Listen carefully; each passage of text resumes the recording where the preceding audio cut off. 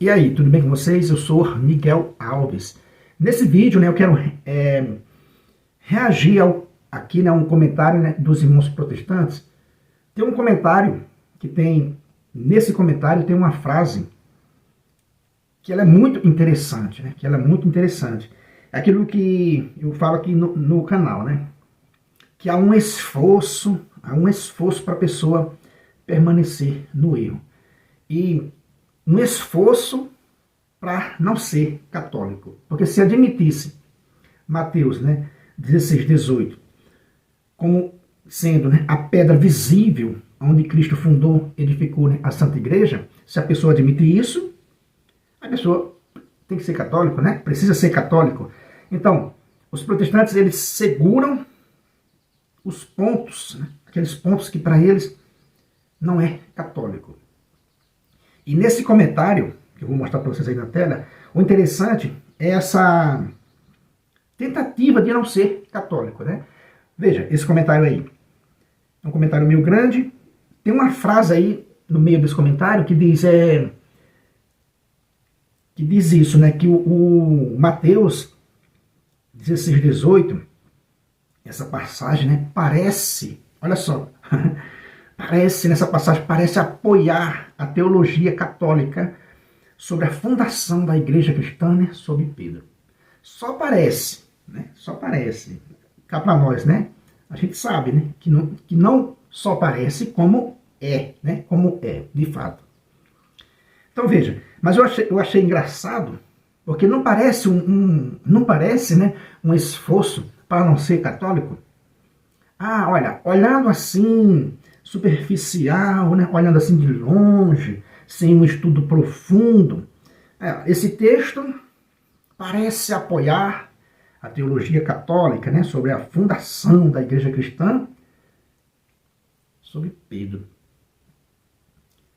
Meus irmãos, vejam que é uma fuga, porque precisa, além de analisar Mateus 18, 16, 18, o versículo 19, como eu já falei aqui em outras vezes, não deixa dúvida alguma de que essa pedra visível, onde foi edificada a igreja, é São Pedro, porque Cristo não ia se voltar para ele mesmo e ia dizer: eu me darei a chave do reino dos céus.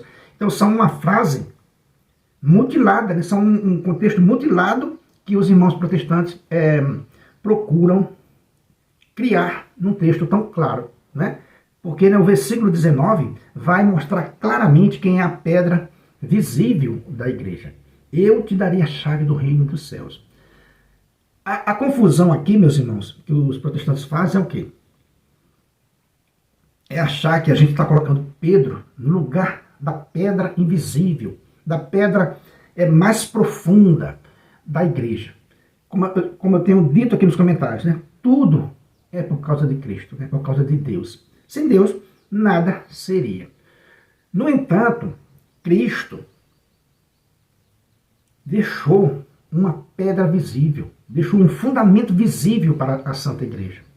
Lá em Efésios, Efésios, Paulo diz que estáis firme no fundamento dos apóstolos e profetas, cuja a pedra angular é o próprio Cristo.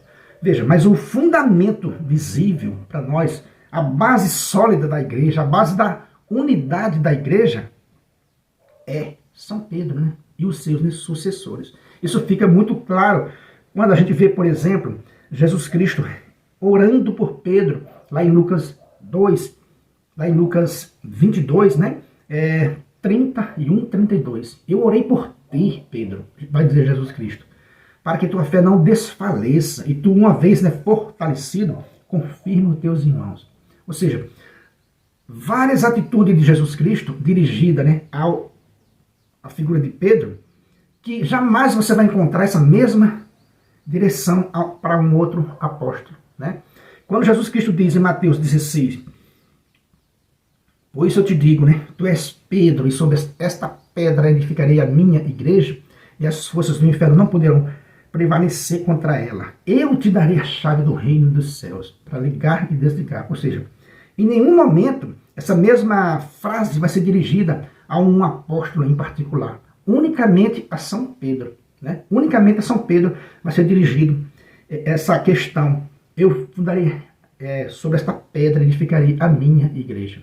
E depois, a nenhum outro dos apóstolos, Cristo também vai dizer: eu orei por ti, para a tua fé não desfaleça e tu fortaleça os teus irmãos. Ou seja, quando Jesus Cristo fez essa oração para Pedro, quando Jesus Cristo interveio, né, em favor de Pedro, ele fez visando claramente beneficiar todo o grupo. Eu orei por ti, olha, eu orei por ti para que tua fé não desfaleça e tu, uma vez firme, né, confirma os teus irmãos. Então, essa oração de Cristo para Pedro é em benefício de toda a igreja.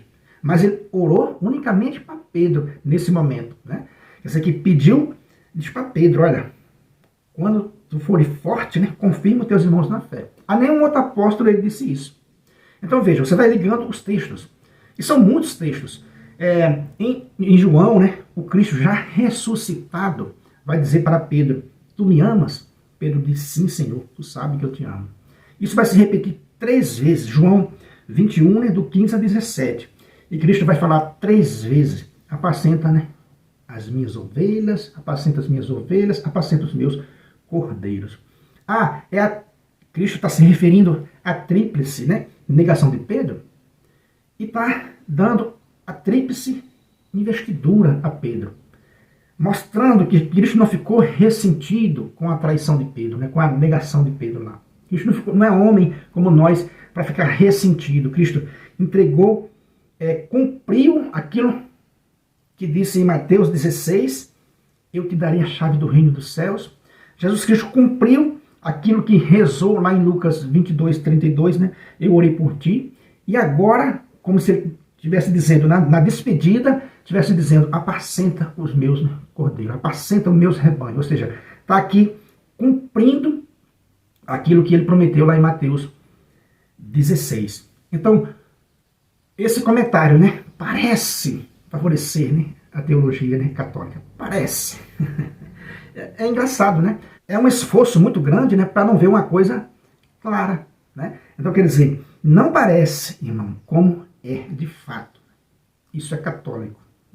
Apacenta os meus rebanhos. Ou seja, Cristo cumpriu a sua promessa a São Pedro. A questão de vocês fazer essa confusão: a Cristo é a pedra angular, Cristo é a pedra fundamental, tudo isso é válido. Por quê? A única coisa que vocês não estão entendendo é que Cristo é o fundamento invisível, é a pedra angular que fica no alto. Faça uma pesquisa: a pedra angular fica no alto, a pedra da esquina, a pedra de sustentação, ela fica no alto. Então, e o alicerce mais profundo, invisível, também é Cristo. Tudo é por Cristo, tudo é por Deus. A gente não nega isso. O alicerce invisível de tudo isso que a gente está falando aqui é nosso Senhor Jesus Cristo. Mas Cristo deixou Pedro como sinal de unidade, um alicerce visível, uma pedra visível. Então, Cristo fundou a igreja sobre esta pedra visível, sem deixar de ser ele a pedra invisível, a pedra mais profunda. Cristo entregou a chave a Pedro para ligar e para desligar, mas Cristo ficou com a chave de Davi espiritual. Então veja, nenhum time de futebol de várzea fica sem uma liderança. Uma prefeitura tem um prefeito. Como eu já disse, um time de futebol tem um técnico. Um clube tem um presidente. Um país tem um presidente. Nenhuma, né, instituição sobrevive sem uma liderança. Nenhuma empresa sobrevive se não tiver liderança. E será se Jesus Cristo, justamente Jesus Cristo não sabia disso, que essa instituição, né, que essa sociedade humana não iria se esfacelar se ele não tivesse deixado uma liderança? Será se ele não sabe disso? Na ausência dele visível, será se essa igreja iria sobreviver? Mas não, você vê os textos bíblicos indicando, né, a fé católica, mostrando a fé católica. Até porque isso foi escrito pelos católicos. A igreja nasceu católica, né, por natureza. Em sua primeira geração, escreveram o Novo Testamento. Na sequência, a próxima geração identificou, guiada pelo Espírito Santo, devido a numerosas opções que surgiram. Então, coube à igreja a identificar, guiada pelo Espírito Santo, identificar o que a gente tem hoje. Então, veja, é católico, não parece ser católico. Então, veja, se nenhuma empresa sobrevive sem uma liderança, como é que Cristo não sabia disso? Então, ele deixou uma liderança visível. E a gente vê isso claramente. O próprio Pedro, em Atos 15, 7, vai se levantar e vai dizer ali no Concílio de Jerusalém: irmãos, vós sabeis que desde os primeiros dias Deus me escolheu dentre vós. Olha só que coisa. Então, não parece, é católico. Não parece, é católico. Esse esforço para não ser católico, esse esforço para negar que é sobre Pedro, é essa falta de entendimento. Repito, a questão da pedra. Cristo não deixou de ser a pedra invisível, o fundamento invisível, o fundamento mais profundo da Santa Igreja. Esse Cristo deixou um fundamento visível, deixou uma liderança. Imagina aí como se fosse uma grande empresa, que o fundador deixou ali os seus representantes, as suas autoridades e viajou. E as pessoas começaram a questionar aquelas autoridades. É aquelas parábolas que Cristo contou. Então Cristo foi para o Pai e deixou lideranças visíveis na Santa Igreja. Claramente, o apóstolo Paulo fala isso nas suas cartas com muita clareza dessa liderança. Dessa liderança visível da Santa Igreja. A liderança visível da Santa Igreja, que sem ela é correr em vão. Paulo fala isso com muita clareza. Está no texto, Então, sem a liderança visível da igreja, é correr em vão. Entende, meus irmãos? Então, repito, não parece, é católico.